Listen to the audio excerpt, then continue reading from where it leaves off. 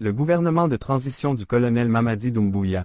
Une nouvelle coalition de partis met en garde le CNRD. Conakry en Guinée, le gouvernement multiplie les appels au dialogue à l'endroit des forces vives qui projettent une marche le 9 mars, à Conakry. Cette démarche du Premier ministre est mal perçue par la convergence des acteurs sociopolitiques du cadre de dialogue permanent. Dans une déclaration publiée ce vendredi 3 mars 2023, les 20 coalitions formant cette entité ont rappelé toutes les démarches des autorités en place ont mené pour aboutir à la mise en place de ce cadre de dialogue permanent.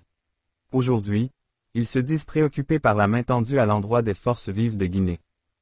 Ils citent notamment les partenaires de la Guinée comme l'Union européenne et l'Union africaine, la CEDEAO entre autres, qui étaient présents tout au long des débats qui ont débouché sur les 35 résolutions qui ont été consignées dans un rapport et signées devant le chef de l'État. De ce dialogue permanent interguinéen est née, selon eux, la convergence des acteurs sociopolitiques du cadre de dialogue permanent. Rappelant les efforts des 3 facilitatrices pour conférer au dialogue un caractère inclusif, ils ajoutent que certains partis ont opposé un non catégorique. C'est pourquoi les membres de la convergence rappellent au président de la transition, au CNRD et au Premier ministre ce qui suit. La plénière du cadre de dialogue permanent interguinéen déjà existant convoquée par le Premier ministre est habilitée à initier d'autres sessions ordinaires et extraordinaires, dès lors que ce cadre a été institué et opérationnalisé par décret.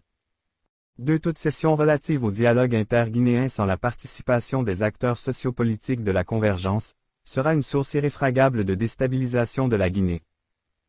Les résolutions issues des sessions précédentes sont comme coulées dans un marbre. Toute tentative de les modifier sera perçue par les membres de la convergence, comme un projet d'empêchement du retour paisible à l'ordre constitutionnel. Ce qui obligera à tirer toutes les conséquences politiques y afférentes. La convergence des acteurs sociopolitiques du cadre de dialogue permanent interguinéen, ne permettra ni à une autorité ni à un groupe d'intérêt de prendre la transition en otage. En effet, les membres de la convergence se disent aussi consternés de remarquer que le Premier ministre se soit permis d'inviter autour de la table du dialogue, une structure que son gouvernement a officiellement dissous. Est-ce qu'une erreur ou de la complaisance? Par ailleurs, les membres de la convergence rappellent l'application de la 27e résolution du cadre de dialogue permanent interguinéen qui demande aux autorités judiciaires de diligenter la procédure des dossiers des acteurs politiques et sociaux mis en cause. La convergence invite les autorités de la transition à intérioriser qu'en ce moment-ci, les cartes politiques sont rebattues. Et qu'aucun parti politique, aucun leader ne peut prétendre posséder un quelconque pourcentage électorat guinéen. À ce jour, les plus grands partis politiques de la Guinée sont ceux qui défendent la paix contre la violence de la rue, l'unité nationale contre la division, le développement de la Guinée par le dialogue pour une sortie rapide de la transition. Et le plus grand pourcentage de l'électorat guinéen, se mesure aujourd'hui par l'adhésion des populations aux actes posés, allant dans le sens d'améliorer leur sort.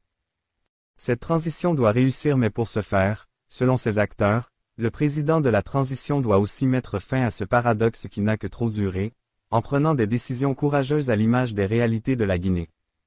La convergence alerte le président de la transition, principal comptable de la transition que, toute initiative complaisante tendant à réorienter le bateau de la transition se heurtera à la détermination de ses membres à sauver le pays.